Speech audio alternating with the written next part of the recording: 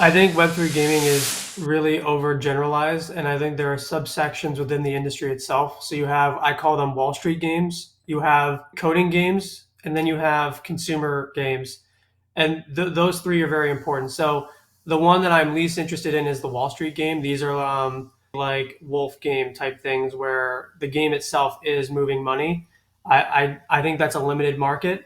Um, Quite frankly, I'd rather be in the $200 billion gaming business, which is consumer retail with investors involved, rather than just like, let's say, the $1 billion or so Wall Street games market where people are just swashing money around, and then the loser is someone who doesn't understand the market.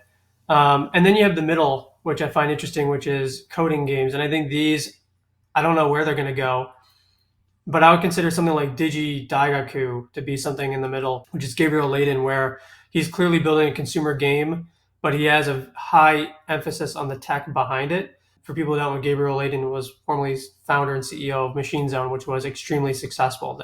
Like one of their games was making like $100 million a month. He's a veteran. He's building a game for consumers, but on the back end, he's building special smart contract technology that allows other games to sort of work within his ecosystem through what are called adventure contracts. And these contracts are like money moving games, but they're backed by a consumer objective. If I were to build a game right now and I knew nothing about smart contracts, I could go work with Gabriel Layden's company and say, I love your smart contract for Digi Daigaku. I would love to put one of your characters in our game. And those characters are affiliated with their smart contracts. And so he has something what are called composable contracts. And these contracts can be sliced and diced into specific objectives for people to complete online. Because ultimately, what they're all trying to do is eventually find a way to turn gaming into an on chain, fully on chain ecosystem. I don't think that'll happen at least a decade, if ever, but we'll see. But the consumer game that I find most compelling right now is a game called Midnight Society, which is Doctor Disrespect's game.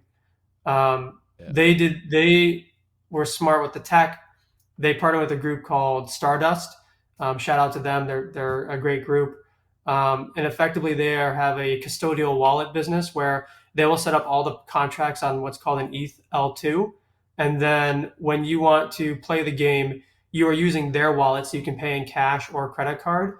And when you decide it's time to go to Web3, you can click a button and it'll transfer it to a MetaMask or a wallet you choose in terms of the assets. So Midnight Society is a game I'm certainly watching.